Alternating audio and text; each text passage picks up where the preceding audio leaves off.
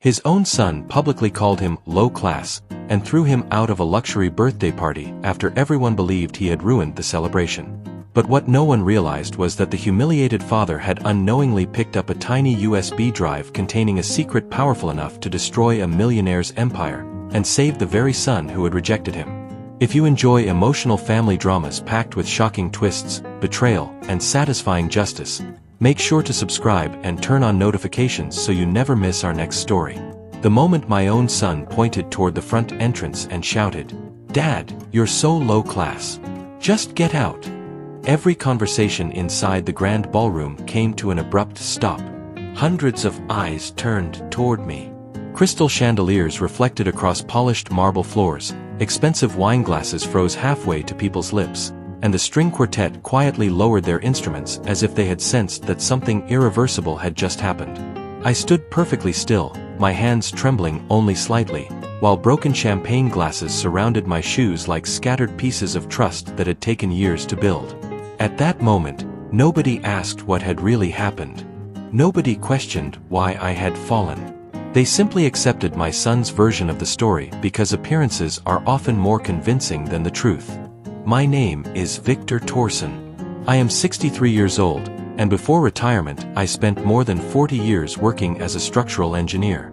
I designed schools, bridges, hospitals, and apartment buildings across several states. I earned enough money to live comfortably, invested carefully over the decades, and quietly built financial security that few people knew existed.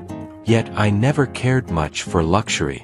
I still drove the same old pickup truck I had owned for nearly 15 years. My jackets were clean but simple. My watch cost less than what many of the guests here probably spent on a single dinner. None of those things had ever bothered me until my own son began measuring human value with price tags instead of principles. 3 weeks before that humiliating evening, Kalen Thorsen called me unexpectedly. We had spoken only occasionally during the previous year. Every conversation felt rushed, almost like another appointment squeezed between business meetings. When my phone displayed his name, I actually smiled. Perhaps he wanted to reconnect. Perhaps time had softened the distance between us. "Dad," he said in a surprisingly cheerful voice, "I'm celebrating my 35th birthday at Belmore Vineyard. I'd like you to come." For a few seconds, I simply listened to the silence after his invitation. "I'll be there," I answered without hesitation. After hanging up, I sat alone in my study for nearly an hour. Around me were shelves filled with engineering books, family photographs, and framed project blueprints collected over an entire career. One old photograph caught my attention. It showed Kalen as a young boy standing beside me at the construction site of my first major apartment complex. His face was covered with dust because he insisted on helping me carry small measuring tools. Back then, he admired honest work. Back then, success meant building something useful rather than impressing strangers. The following days gave me more hope than I had felt in years. I carefully searched through storage boxes until I found an old leather document case. Inside were the original architectural sketches from that apartment project we had visited together when he was 8 years old. The paper had yellowed with age, but every pencil line remained visible. Those drawings represented more than buildings. They represented the dream we once shared, a belief that creating homes for ordinary families mattered more than chasing prestige. I wanted to give those blueprints to Kalen as a birthday gift. Not because they were financially valuable, but because they reminded us of who we used to be. On the morning of the celebration, I polished my shoes, pressed my favorite navy jacket, and wrapped the leather case with simple brown paper. I deliberately ignored the expensive boutiques that lined the downtown shopping district. Buying an extravagant gift would have been easy, but it would have been dishonest. My son already lived in a world overflowing with luxury. What he lacked was not another expensive possession. He lacked perspective. The drive to Belmore Vineyard took nearly 90 minutes. As the city skyline slowly disappeared behind rolling hills, vineyards stretched across the landscape in perfectly organized rows. Luxury vehicles filled the entrance road long before I reached the main parking area. Sleek sports cars, imported SUVs, and chauffeured sedans lined both sides of the driveway. My aging pickup truck looked painfully ordinary among them, yet I parked without embarrassment. A vehicle had never defined the person behind the steering wheel. As I stepped out, a young valet glanced briefly at my truck before forcing a polite smile. I thanked him, picked up the leather case, and walked toward the enormous stone building overlooking the vineyards. Music floated through the open entrance while photographers captured arriving guests beneath decorative lights. Everyone appeared perfectly dressed, perfectly confident, and perfectly aware of being watched. I took one slow breath before stepping inside, believing this evening might finally become the beginning of rebuilding my relationship with my son. I had no idea that before the night ended, I would discover that the greatest danger inside that magnificent estate had nothing to do with shattered glass or wounded pride. When I entered the ballroom, the first thing I noticed was not the decorations but the atmosphere. Every detail had been carefully designed to communicate wealth. Tall floral arrangements stood on polished stone pedestals. Soft golden lighting reflected from enormous crystal chandeliers. Professional servers moved silently through the crowd carrying silver trays filled with imported champagne and expensive appetizers. A jazz quartet played near a panoramic window overlooking the vineyards while photographers followed guests whose names regularly appeared in business magazines. It looked less like a birthday party and more like a networking summit disguised as a celebration. I scanned the room until I spotted Kalen speaking with several investors near the center of the ballroom. He wore a perfectly tailored charcoal suit that probably cost more than my monthly grocery budget. His confident smile appeared genuine from a distance, but the moment our eyes met, it faded ever so slightly. He excused himself from the conversation and slowly walked toward me. "Dad," he said while forcing a polite smile. "You made it. I wouldn't miss your birthday."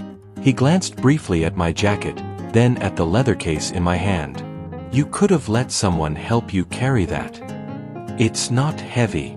His eyes shifted toward my pickup truck visible through the entrance windows. "You still drive that thing? It still runs?"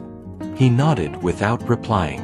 The silence between us felt longer than it actually was. Before I could hand him the gift, another guest approached him with an enthusiastic handshake. "Kalen, congratulations. Everyone's looking for you." My son immediately smiled again. "I'll be right there," he replied before turning back to me. "Dad, just enjoy yourself, okay? I'll catch up with you later." Then he disappeared into another crowd without introducing me to anyone. I remained standing near the entrance for several moments before quietly walking deeper into the ballroom. As the evening progressed, I realized something uncomfortable. Very few people knew I was Kalen's father. Some guests politely nodded. Others assumed I worked for the venue. One woman even handed me her empty champagne glass before realizing I wasn't part of the staff. She apologized immediately, but the incident revealed something important. Kalen had spent years building an image that left little room for his ordinary family. About half an hour later, I stepped outside onto a wide stone terrace overlooking the vineyards. The evening air felt refreshing compared to the crowded ballroom. Rows of grapevines stretched toward the horizon beneath the fading orange sunset. "Beautiful view, isn't it?" I turned and saw an older gentleman standing beside the railing. "It certainly is," I answered. "My name's Arthur Belmont." He extended his hand. "Victor Torson." We exchanged a brief handshake. Arthur introduced himself as one of the vineyard's longtime investors. Unlike many guests inside, he seemed more interested in conversation than appearances. "What do you do, Victor?" "I retired from structural engineering." His eyebrows lifted. "Engineering? That's impressive." "We built practical things," I replied. "Nothing glamorous." Arthur smiled. "The most important things rarely are." For nearly 20 minutes we spoke about construction, city planning, and how neighborhoods had changed over the decades. It became the most genuine conversation I had experienced all evening. Then Kalen suddenly appeared on the terrace. "There you are," he said, though his tone suggested relief rather than warmth. Arthur smiled. "Your father has fascinating stories." Kalen's expression changed almost instantly. "Oh, you've met." "We have," Arthur answered warmly. "You never told me your father designed public infrastructure." Kalen forced a laugh. "He doesn't usually like talking about work." Arthur excused himself after receiving another phone call, leaving my son and me alone. "You've been talking with Arthur Belmont?" Kalen asked. "Yes. He manages one of the investment groups attending tonight." "I didn't know. You really should be careful." I frowned. "Careful about what?" "About saying too much." I stared at him, unsure whether I had heard correctly. I was answering his questions. Kalen sighed impatiently. "Dad, these people are different." "What does that mean?" "It means first impressions matter." His words lingered between us. "So you're worried I'll embarrass you?" He looked away instead of answering. That silence hurt more than any insult could have. Moments later, an event coordinator announced that everyone should move into the grand dining hall for the birthday ceremony.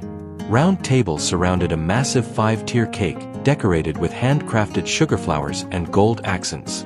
Cameras were already positioned around the stage while musicians prepared a celebratory performance. Guests gathered closer, raising phones to record the moment. I found a quiet place near the back, still holding the leather case because I had never been given the opportunity to present my gift. Across the room, I noticed Kalen's wife, Serena, speaking privately with a tall man wearing a navy suit. I couldn't hear their conversation, but I clearly saw her glance toward me twice before both of them nodded, almost imperceptibly. It lasted only a few seconds. Most people would never have noticed.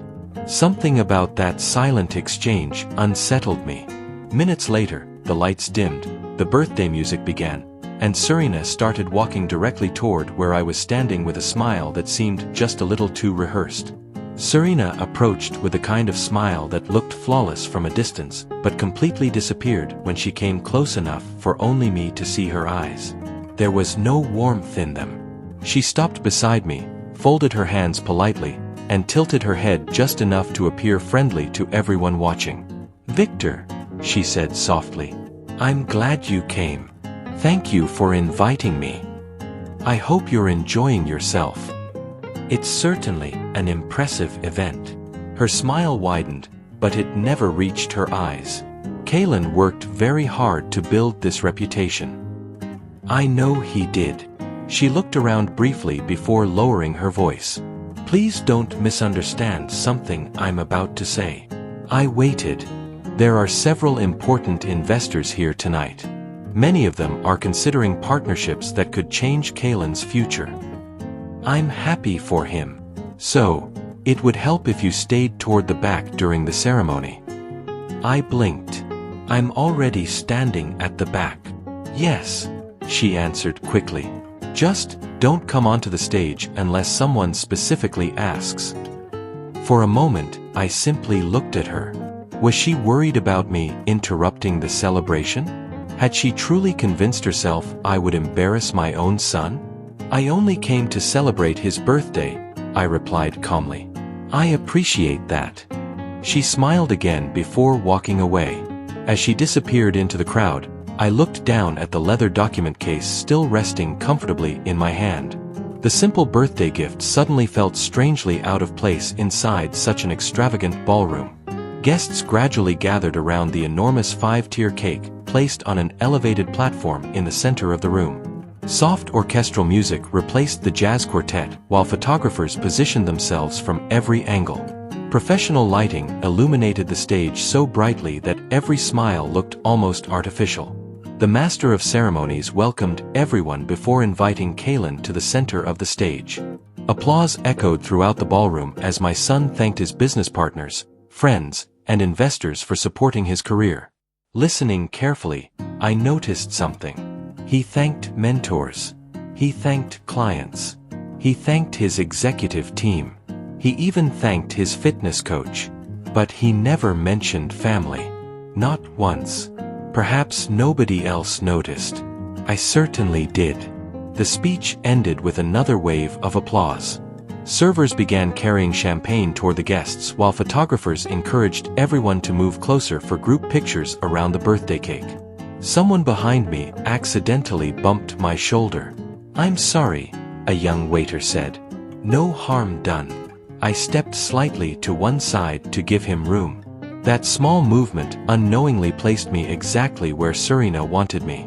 She appeared from my left carrying a champagne flute. "Excuse me," she said pleasantly. She walked behind me. At first nothing seemed unusual. Then I felt it. A sharp push against the middle of my back. Not enough to send me flying. Just enough to destroy my balance. My right foot slipped on a polished section of marble. Instinctively, I reached forward to steady myself. Instead of grabbing the nearby table, my hand struck one level of the enormous champagne tower standing beside the birthday cake. Time seemed to slow. One glass tipped into another. Then, another. Within seconds, the entire crystal display collapsed like falling dominoes. Hundreds of glasses exploded across the marble floor. Champagne splashed over expensive dresses and designer shoes. Several guests screamed as shards scattered across the room. The musicians stopped playing immediately. Silence arrived with astonishing speed. I pushed myself upright, my palms stinging from broken glass. "I'm terribly sorry," I began. Before I could finish speaking, Serena gasped dramatically. "Oh my goodness!" She pointed directly at me. "He ruined everything." Several guests immediately looked at me with disbelief. One photographer lowered his camera while another continued taking pictures. Kalen rushed across the ballroom. His face had turned pale with anger. "What happened?" he demanded. Serena answered before anyone else could. "Your father lost his balance and knocked everything over." "I didn't just lose my balance," I replied. "I felt someone." "You've had too much to drink," she interrupted. "I haven't had a single glass." People around us exchanged uncertain looks. No one had actually seen the first push. They had only seen me falling. Kalen looked down at the shattered crystal covering the floor. The event coordinator whispered something about the cost of replacing imported glassware. Camera flashes continued popping from every direction. I stepped toward my son. "Kalen, listen to me." Instead of listening, he looked around at the staring investors. Embarrassment slowly transformed into anger. His jaw tightened. His breathing became heavier. I recognized that expression immediately. He wasn't thinking like a son anymore.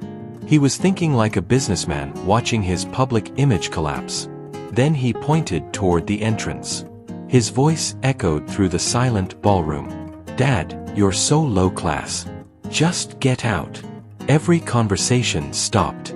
Nobody defended me. Nobody asked what I had experienced.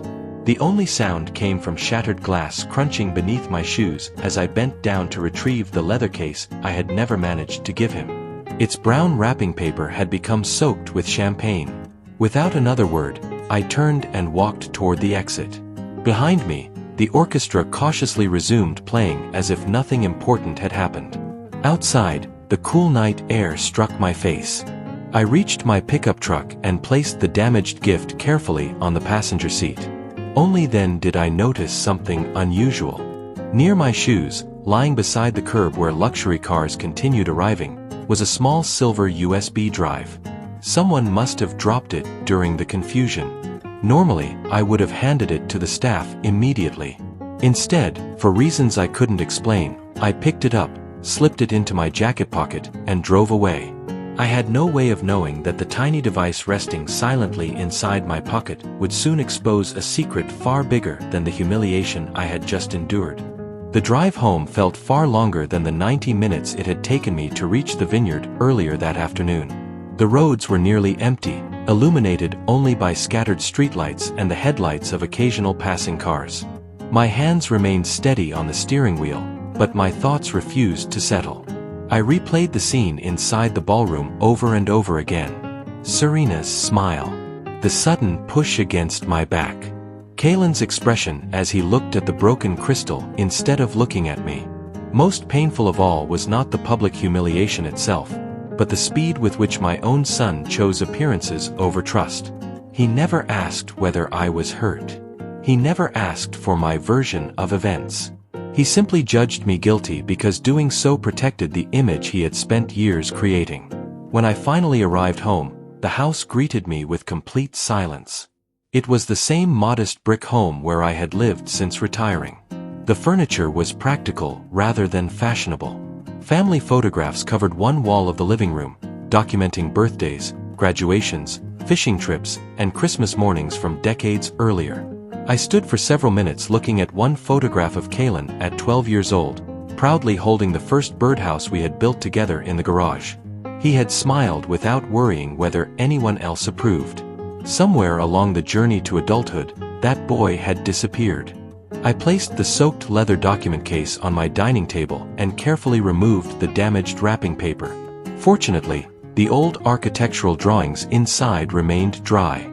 I unfolded one blueprint and gently ran my hand across the faded pencil lines. Every measurement reminded me of long days spent on construction sites where respect came from competence instead of expensive clothing. Those drawings had survived rainstorms, relocations, and the passing of decades. Tonight they had survived another disappointment. Only after putting the blueprints safely back inside the case did I remember the small silver USB drive resting in my jacket pocket. I placed it beside my laptop. For several minutes, I simply stared at it. Perhaps it belonged to one of the guests. Perhaps it contained nothing more than presentation slides or personal photographs. Returning it would probably be the right thing to do. Still, something about the evening refused to leave my mind. The drive had been lying near the entrance where guests hurried in and out during the confusion. Whoever lost it had never returned looking for it. That seemed unusual. Curiosity finally overcame hesitation. I connected the drive to my computer. Several folders immediately appeared. Most carried ordinary business names such as quarterly reports, investor presentations, and property acquisitions. I almost disconnected it. Then another folder caught my attention. Project Ivory. Unlike the others, it required a password. Fortunately, another document on the drive contained saved login credentials, apparently left there by someone careless enough to store everything together. Within seconds the folder opened. What I found immediately changed my opinion about the evening. Dozens of spreadsheets listed luxury condominium projects across 3 cities. At first glance, everything appeared legitimate. Occupancy rates, estimated values, projected profits, investor summaries. They looked exactly like reports I had reviewed during my engineering career. Then I noticed something impossible. One residential tower claimed 98% occupancy despite construction photographs inside the same folder showing unfinished interiors with exposed concrete walls. Another report valued an apartment complex at nearly double the amount listed in municipal assessment records that had been attached for comparison. The numbers simply did not match reality. I opened additional files. The pattern repeated itself again and again. Inflated property values. Artificial demand projections. Edited financial statements. Hidden transfers between shell companies. Someone had created an elaborate system designed to convince investors that underperforming developments were enormously profitable. Near the bottom of several approval documents appeared a familiar digital signature. Kalen Torsen. I leaned back in my chair. My first reaction was disappointment. Had my son become involved in financial fraud? The thought seemed almost unbearable. Yet something else caught my attention before I could reach a conclusion. Every document contained a revision history. As an engineer, I had learned long ago to examine document records before accepting final versions. Engineering plans often changed dozens of times during construction, and revision logs revealed who made each modification. These files contained similar records. Again and again, one name appeared immediately before Kalen's digital approval. Dominic Vale. The name repeated across nearly every altered report. Curiously, Kalen's edits were surprisingly minor. formatting adjustments, meeting notes, scheduling changes. The substantial financial alterations had all been completed by Dominic shortly beforehand. That inconsistency bothered me. If Kaylin had masterminded the scheme, why would someone else perform nearly every critical revision? I continued examining the files until nearly midnight. Then another discovery raised even more questions. Hidden inside a compressed archive were internal email conversations discussing Phase 3 liability transfer. One message stood out.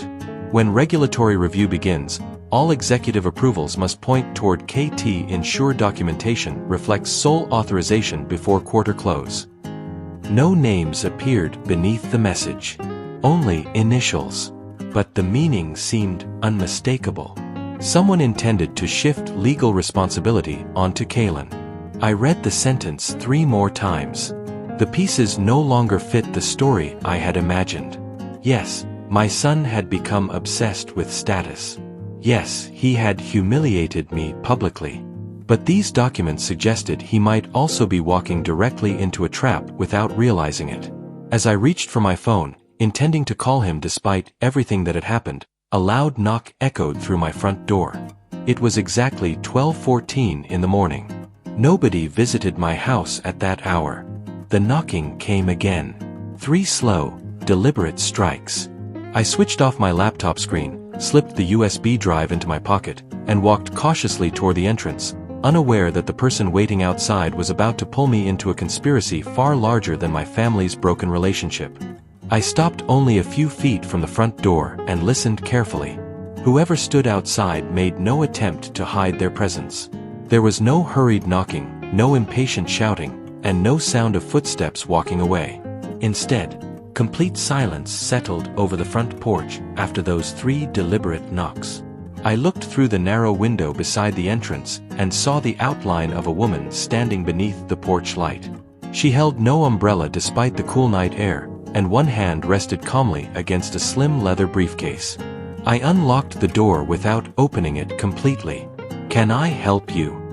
The woman offered a professional smile. "Are you Victor Thorson?" "I am. My name is Dr. Ilara Quinn." She slowly reached into her coat pocket. Instinctively, I stiffened. Instead of producing anything threatening, she removed a business card and held it where I could clearly read it. The card identified her as a certified digital forensic accountant specializing in financial investigations. "I apologize for arriving this late," she said, "but I believe you have something that doesn't belong to you." My hand instinctively touched the USB drive inside my jacket pocket. "I don't know what you're talking about." "I think you do." Her voice remained calm. "I've been trying to locate that drive for the last 4 hours." I studied her expression. She looked tired rather than dangerous. After a brief hesitation, I opened the door wider. "You'd better come inside." She thanked me quietly before entering. A few minutes later we sat across from one another at my dining table. I placed 2 cups of coffee between us, though neither of us touched them. Finally, I removed the silver USB drive and placed it on the table. "You mean this?" She nodded. "Yes." "Who does it belong to?" Her answer surprised me. "Technically, it belongs to a client involved in an internal corporate investigation." "Then why wasn't the police looking for it?" "Because the investigation hasn't reached that stage yet." I folded my arms. "That's not much of an explanation." "It isn't," she admitted. "But it's the most I can legally tell you." I looked toward my closed laptop. "I already opened it." "I assumed you had. There are financial reports on it." "I know. There are documents carrying my son's signature." "I know that as well." The room became very quiet. Then she asked a question I hadn't expected. "Did you examine the revision histories?" I stared at her. "Yes." A faint smile crossed her face. "Then you've already noticed something isn't right." I slowly nodded. Most of the significant edits were made by someone named Dominic Vale. She leaned back in her chair. Exactly. For the first time that evening, someone confirmed that my instincts had not been misleading me. I thought perhaps Kaylin had become involved willingly, I admitted. At first glance, that's exactly what the files suggest. But digital evidence often tells a different story than appearances. She opened her briefcase and removed a slim tablet computer. Within moments, she displayed several charts comparing login records, server activity, and document revisions. These files weren't simply edited, she explained. They were manipulated in a very calculated sequence. She enlarged one timeline. Every major financial alteration occurred through Dominic Vale's administrator account. She tapped another section.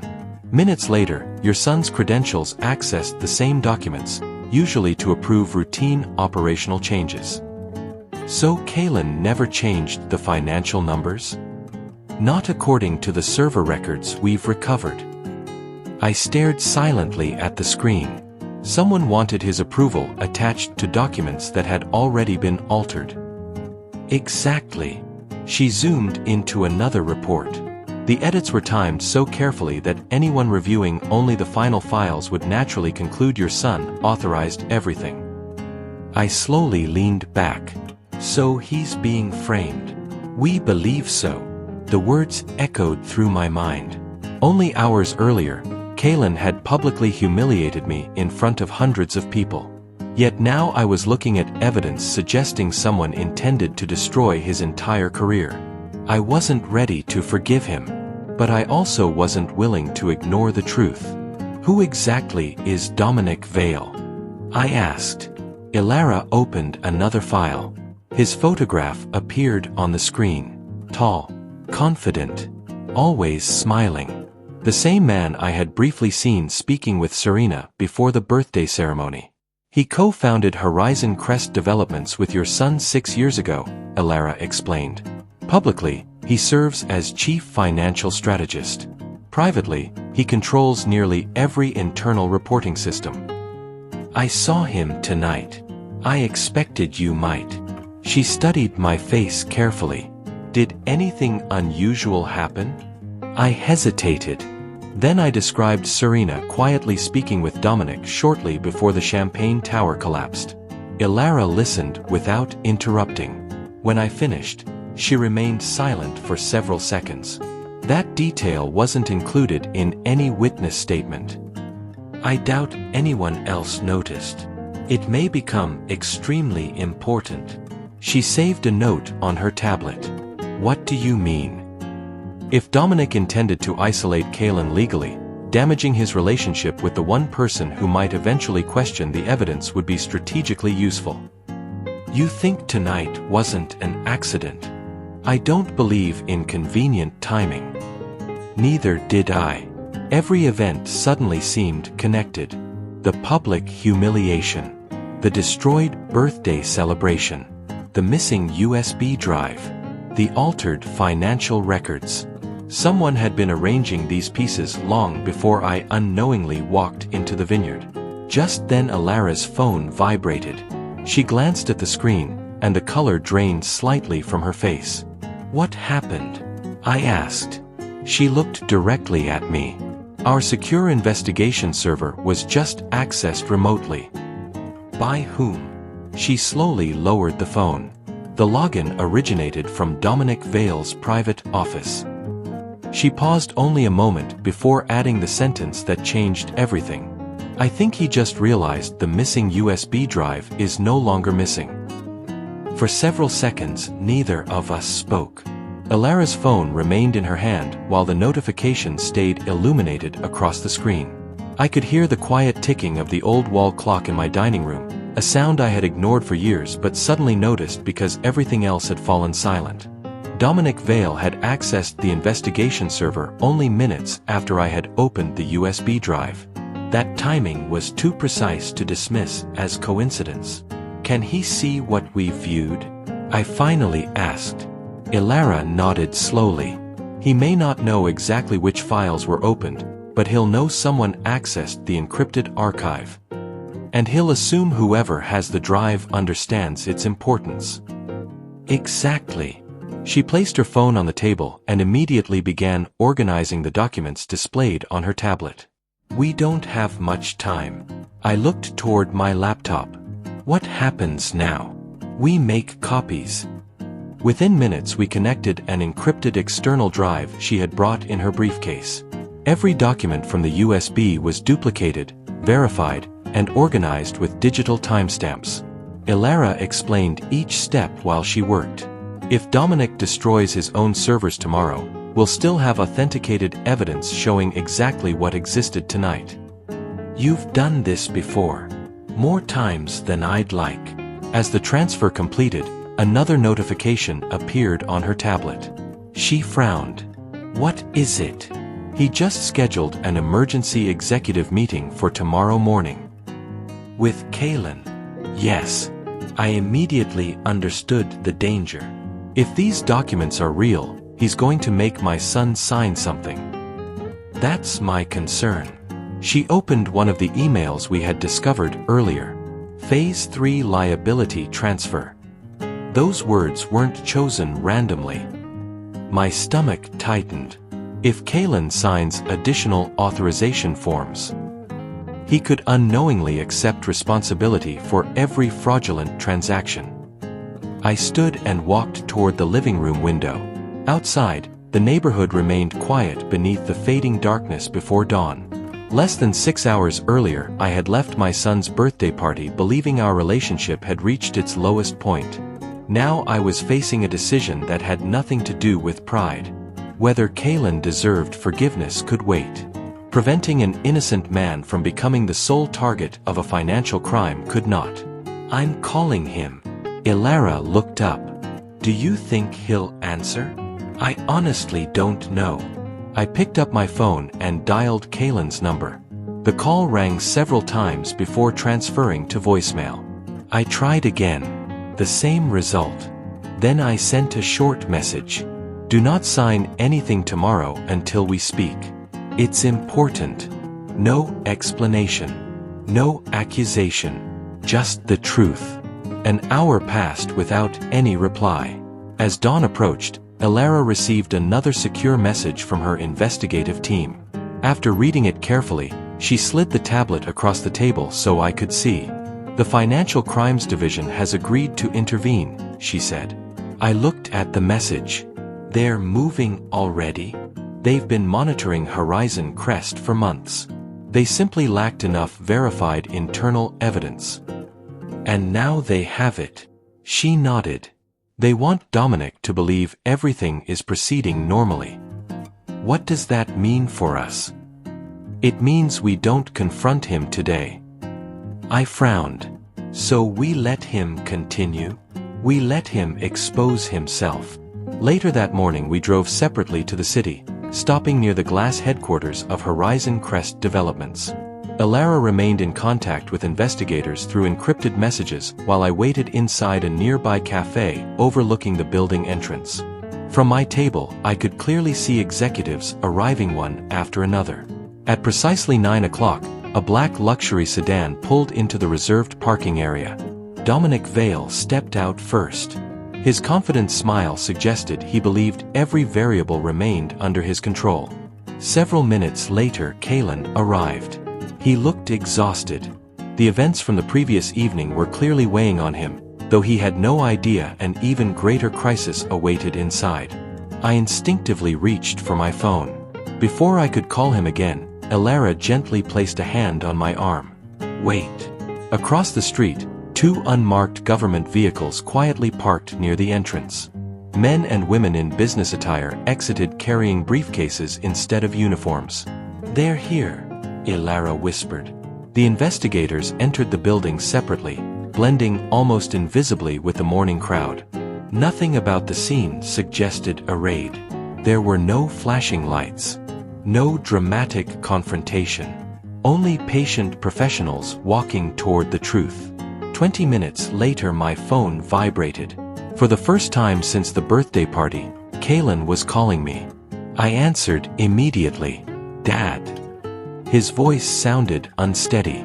They just stopped the meeting. I remained silent. There are investigators everywhere. Another pause followed. Then he asked the one question I never expected to hear. Did you know this was coming?